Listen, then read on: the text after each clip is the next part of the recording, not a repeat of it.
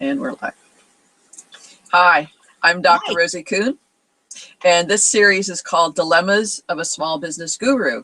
And what that means is, for me, is that every one of us who's on the path to owning a business, having a business, becoming an entrepreneur, visionary, is on this path to becoming a guru. We want to be effective and we want to be successful and fulfilled in what we do. And that's what gurus are all about, right? We talk to gurus and we read about gurus on Google so that we can get firsthand what it's like for them and hopefully learn from them. So today I'm speaking with Ursula Jorch, who is an entrepreneur and a consultant on many levels. And welcome, Ursula. Thank you. It's a pleasure to be here, Rosie.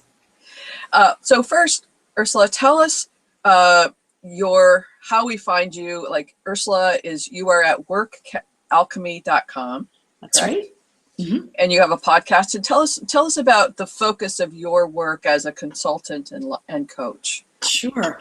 The podcast that I have is very much tied into that. It's called Work Alchemy, the Impact Interviews. And the work that I do with entrepreneurs is to help them understand the impact that they want to have in the world, in their business, in the community, and the larger world, and then use that as the focusing point for their business. So it becomes the metric or the standard against which all decisions are made. And it just serves as a really great way of looking at the entire business as a whole, and so that you have an integrated outcome that's both successful and reflective of the contribution you want to make in the world. I think that's a great focus, because quite often we want to look at what's the vision of your company, which is in some ways the same, but by asking the question, well, what's the impact you're wanting to make? It becomes much more of a mind-heart focus. It's like, what is that impact that I want to make? It's not just about the money, the dollars, the memberships or whatever. It's really about what's the impact that I'm going to have on the world. Exactly. And yeah, it really is bigger than a vision. It takes it even a little step further. And vision is actually part of the impact process, but it takes it to another level. I think vision often is a way that entrepreneurs look at, well, what can I get out of this business? And impact takes it out into the world in a way of, well, how am I actually contributing? And yes, none of us operate in isolation. So it's a great way of looking at your business in a way that really reflects that. Absolutely. So tell us a little bit about how you got from where you were, because you were in corporate America and a biotech, and here you are sort of almost at the other end of the spectrum, it feels like. So tell us a little bit about that journey, how you got from point A to point L at this moment. Yeah, that's a good way of putting it.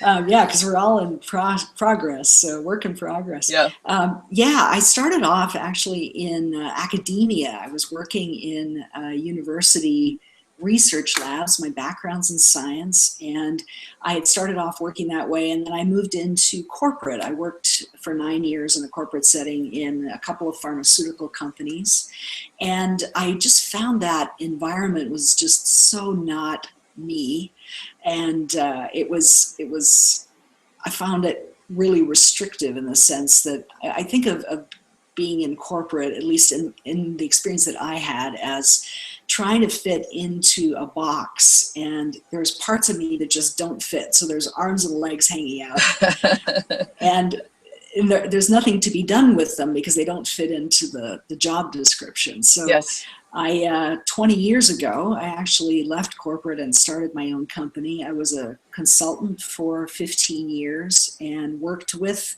health science companies, biotech, pharmaceutical, and medical device companies in developing communications for them.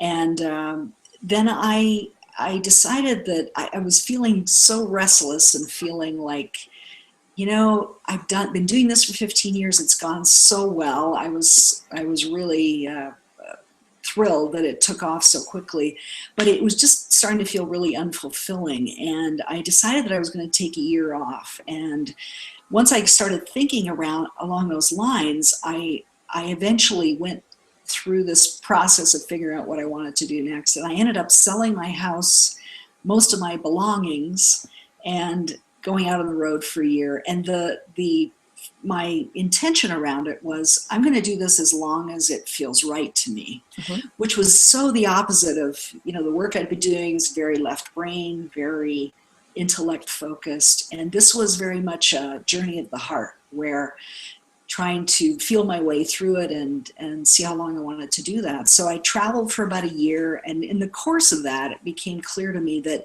what had been so empowering for me was this journey as an entrepreneur of really an incredible period of personal growth as well as growth as a business person. And that was something that I really wanted to help people move through in a really effective way. And because none of us can do it alone. It's really such a challenging process often and incredibly fulfilling. So I decided that I would move into coaching. So that's what I've been doing since then. Awesome.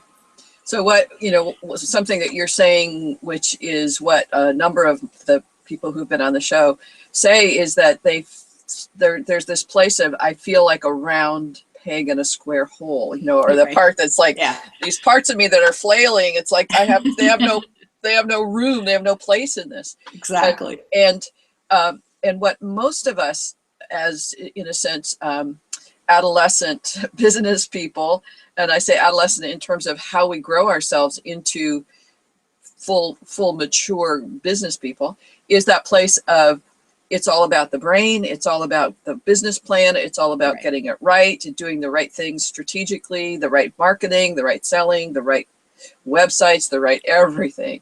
And it's not about that. No. And that's and people go, wait, what are you talking about? But it's not about that. And at some point, I'm working with a new client who's like in a spiritual crisis, in a sense, and she thinks it's about her business, right? It's like, it's a business, it's falling apart, but it's a crisis of the heart. It's a crisis of who's inside me, and how does that need an expression through my work in the world, right? It's our expression of self is not only through family and friends, but through the work we bring into the world, how we make that contribution in the world.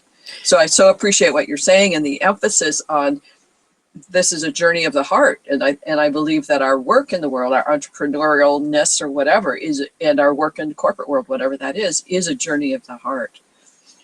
I completely agree with you. I think that and I love the way you put that around the adolescence as an entrepreneur, is that we feel like, well, here's the list, here's the 6 things you do to make 6 figures in 60 days or whatever the sales pitch is. And it's really so much more than that. It's about exploring what it is that is right for you. What's the best expression of you in that? And it's good to know what other people are doing and to have some insight into that. But ultimately, the journey is about deciding what is your stamp on that? What is your approach with that base of knowledge? How do you move forward? And I think that's where a lot of entrepreneurs can be led astray in a way, in the sense of, well, they feel like I should do it this way because I'm being told this is the way to do it. This is the model. Yes. And there's so many business models. There's so many ways of doing things. And that can feel scary for people. I think people feel drawn to someone who says, this is what you got to do. Step 1 to 10 and get it done, and everything will be fine. And then they come to the end of that process and everything's not fine. That's right. They may have a viable business, but they're not fulfilled or satisfied with what they're doing. So that's right. Like you, I feel so much that this exploration as an entrepreneur is about really diving into what's the best expression of you. Yeah. So. And also the other piece of what you're saying is I'm thinking 14 things at the same time. It's like, my business is viable. Isn't that enough? Isn't it enough for my business to be viable? I mean, I'm stressed and I'm now on hypertension medication, and my kids are upset because I'm never home. Isn't that what it's like about? And I know thousands of people are like, I have a viable business. Isn't that enough? Isn't that what it's all about? What do you say to that?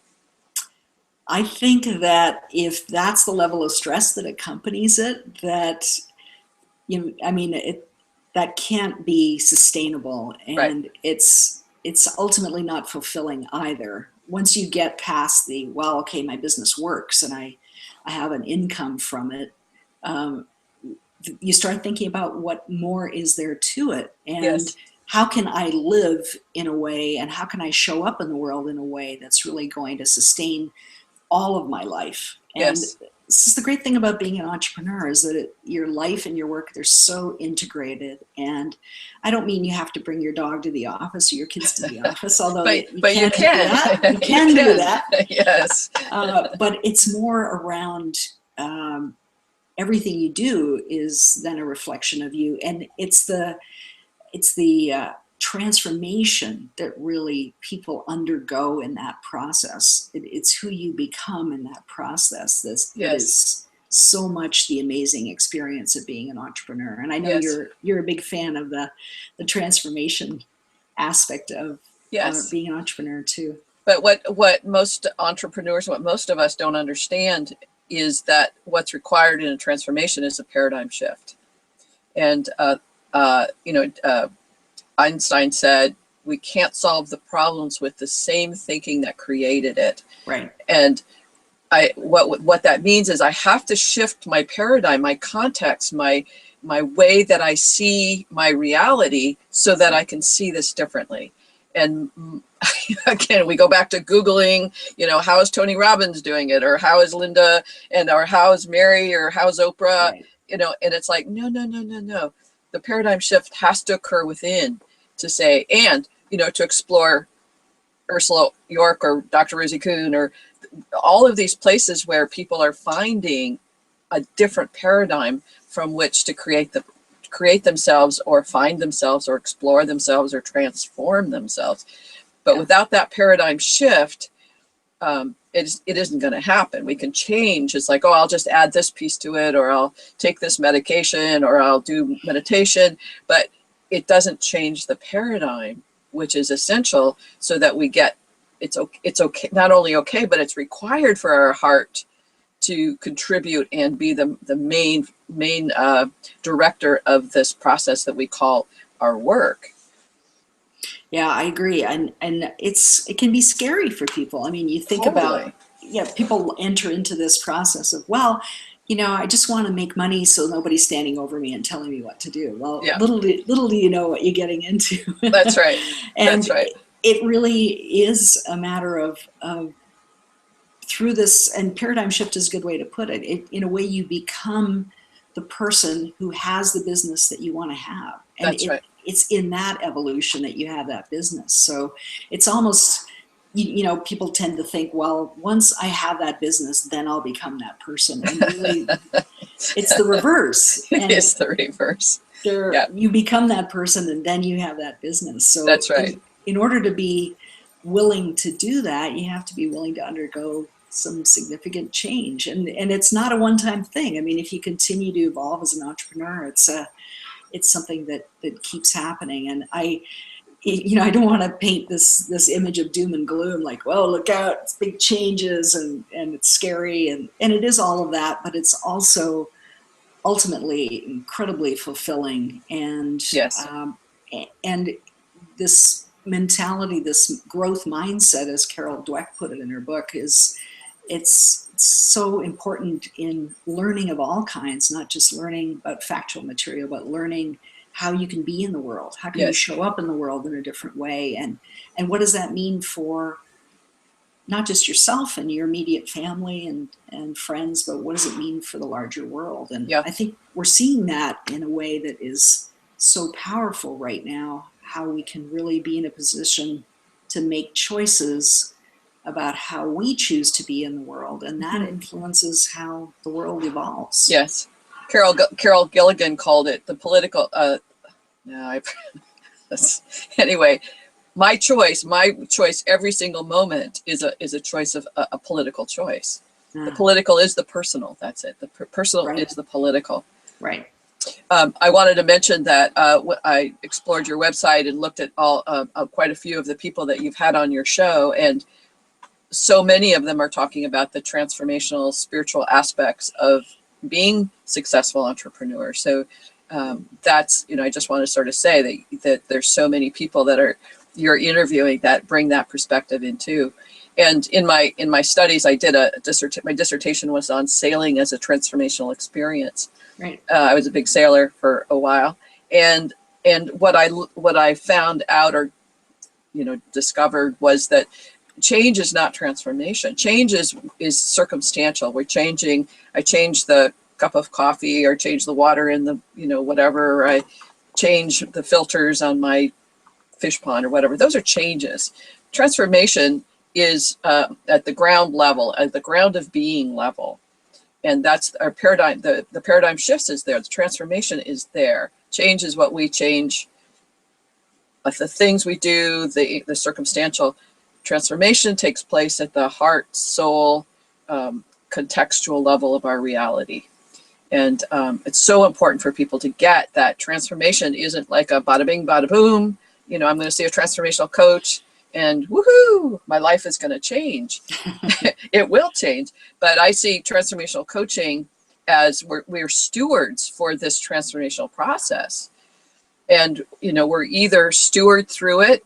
We either go along somewhat voluntarily, or we'll be thrown into it by financial crisis or economical something or other, or disease or something, that we can go along peacefully, surrender in a sense, not capitulate, but get it that to grow ourselves as business people, we have to look at this from a larger perspective.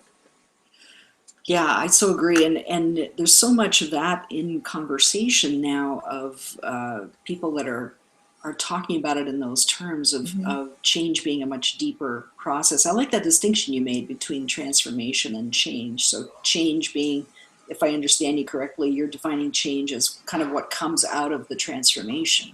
It's the exterior visible things that you do as a result of that. That's right. Process. Yeah. That's right. And quite often coaching is about, well, just, change your image, change your branding, Right. change your marketing, change your, the way that change your business plan, change your vision. It's like, that's not it. It's what's the source of, like you said, that what's the contribution you want to make? What's the heart based of thisness that we have to get to, and learning that that's the orientation. Like, how do you choose from that place? And quite often, and as you're just reiterating, that when we've transformed, those decisions become easy. They're no longer, it's a struggle. It's an easy choice to make because it becomes obvious. Yeah, so, it comes out of this very solid foundation that you've now created. And that's right. Then that's where you start in making these kinds of choices. So yeah, I agree. And quite often people will say, forever I've seen myself this way. I've seen myself, and they describe the essence of their being, the heart and soul. I've always seen myself and doing this work in the world. Right. But they're not doing that. They're doing this. So by giving people an opportunity, what the work you do, the work I do, and many people, giving people an opportunity to just uncover what that is, it's like, oh, it's a no-brainer. This is what I've been thinking or wanting all my life. And we go, yeah. Let's go. Let's go. Well, and it's often a question of, I don't know how to get there from here. People have this vision of, well, this is what I feel I should be doing, but I don't know how to get to that place. And it's not a linear thing. It's not something that you just think through and just take the steps necessarily. There has to be some kind of a more significant shift. And I'm hearing, I'm hearing this from all quarters now. It's so fascinating in the podcast interviews that I've done. I've done interviews with Mari Smith, who's a Facebook expert, and she talked about the spiritual nature of social media, and Seth Godin, who talks about, what people do that in working with them in their businesses. It's become almost a part of the cultural fabric, and I find that very encouraging. That's very encouraging. People are willing to speak about spirituality in a public forum in a way that I don't think 10 years ago people would have done. Yeah. So, When I was doing my PhD, which I started in 19, it's hard to say 19 now, 1995, and I took a course in transpersonal business and bringing spirituality, and it was like it felt like there was the glass ceiling in a sense. Like, how do you do that? Like, what? There's like no opening. It felt like, but right. it's slowly, the grassroots of that movement is taking us to where we are now. And so that's really, really exciting. Yeah. And that brings me to another part of what you're doing in your career and your life work is doing more work with foundations. Mm-hmm. And can you say more about that and what you're doing and where you're doing that? Sure. I've been, the last couple of years, I've been working with a foundation in South Africa called the Good Work Foundation, and their mandate is in education in rural South Africa at the moment, Okay. but they're building a digital model that actually is transferable all around the world, and they're testing it out in South Africa. But from what I've seen of the work that they do, it's something that could be used in remote spaces anywhere in the world, not just in developing countries, but even in parts of developed countries. I live in Western North Carolina. It's very close to Appalachia, and there are parts of the mountains that are not that well served by education and could really benefit from something like this. So I'm so excited about the work that they're doing. That team of people and the CEO, Kate Grock, are so committed to bringing education to not only young people who are moving from secondary high school kind of education and deciding what to do next, but evolving their skills further. So there's various tracks like IT that they have. They have a conservation track because they're very close to the Kruger National Park, which is where many of the game reserves are. And they're planning on opening up an entrepreneur track, which Awesome.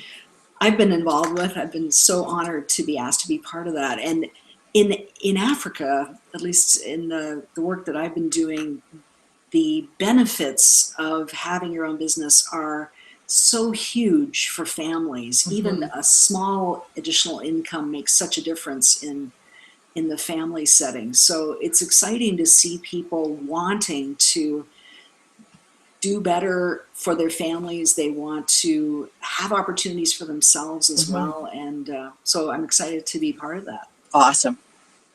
And one of the things that you and I talked about is that, in a sense, that that dilemma between, okay, I got to make money here. I gotta make sure my mortgage gets paid. That need and that desire for income in relation to that part of contributing to the world, like that's a huge. It's like, wait a minute, I can't even pay my mortgage. How do I think about foundation work or contributions in a different way? Right. That's a huge dilemma for people. It is, and people tend to see it as a trade-off or something that is separate that you can do once things are going really well. Then, okay, I'll donate some money. And it really doesn't have to be separate. It can actually be very much integrated, and it's part of this idea of impact that I was talking about earlier, of what kind of positive contribution do you want to make in the world, and that can take many forms. And there's actually been research done that companies that are focused on making a contribution, on having impact, on approaching their business in a way that really answers the question of how do I want to show up in the world, those companies actually do better financially than those that are purely profit focused. So they do 12 to 14 times better. Isn't that something?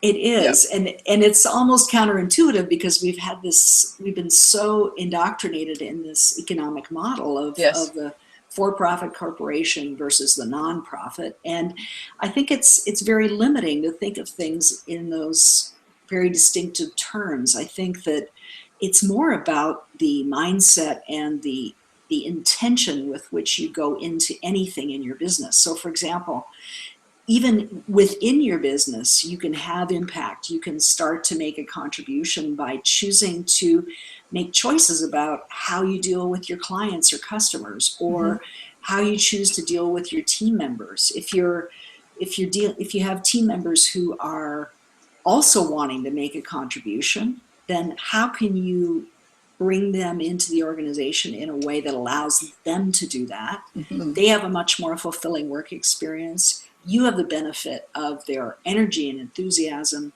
They start to speak of the company in glowing terms without marketing speak. They don't have to go out there and say the line that they've been told to say. They can speak about their experience very freely, and that becomes an entire new avenue of marketing for your business. And that's something that companies that have been studied in this way have really come to value, that they really see that the intention of providing a great experience for the people working within the company has many benefits outside of it.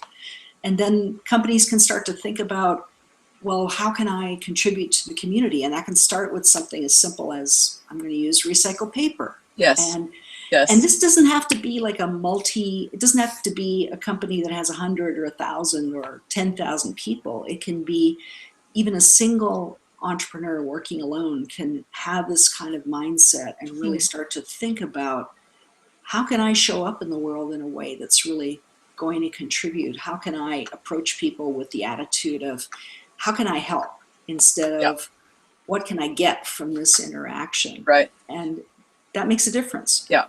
I live on an island in the Pacific Northwest, and so there's a lot of orientation towards think globally but act locally. So for me to buy business materials from the local office cupboard is those kinds of decisions of buying locally to support the economic situation here on the island. I have to let my dog in. Hang on one second. I'll be right back. Okay. Lunch, lady.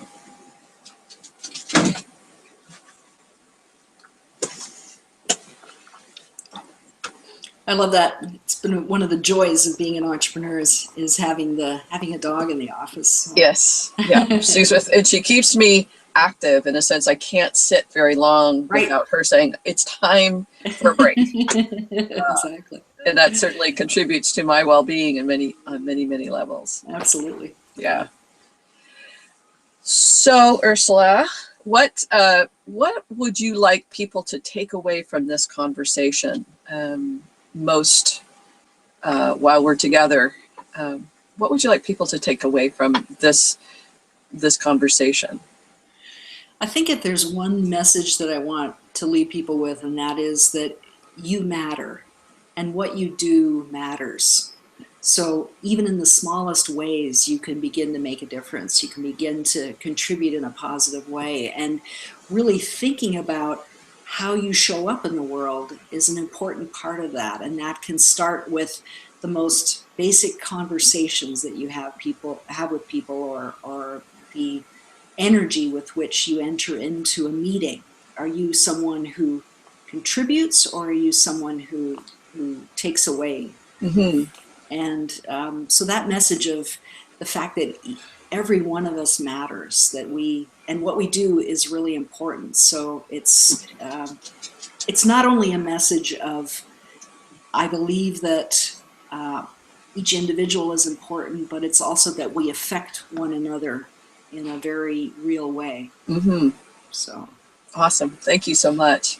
So tell us one more time your website and how people can find you and or connect with you. Sure. My website is workalchemy.com, and you can connect with me through the website, and you can also listen in on the podcast. And Work Alchemy is all you need to search in iTunes for that, so you can hear some great conversations there. Excellent. And your last name is spelled Jorch.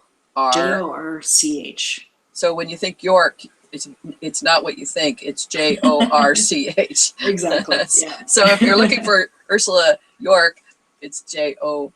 I'm repeating it because it's like my last name, which is what it is. I know. So, So so thank you so much for this time together. I really appreciate sitting with you and being with you and hearing the wisdom of your experience that brought you through from where you started and to where you are currently. So, and you're on, you continue on your trajectory. Well, thank you, Rosie. It's been a real pleasure to be here, and I want to thank you for the work that you're doing in the world and for this, for bringing these conversations to people. It's a great service. So Thank you. You're welcome, Ursula. All right. Bye for now. Bye-bye. Oh, this one.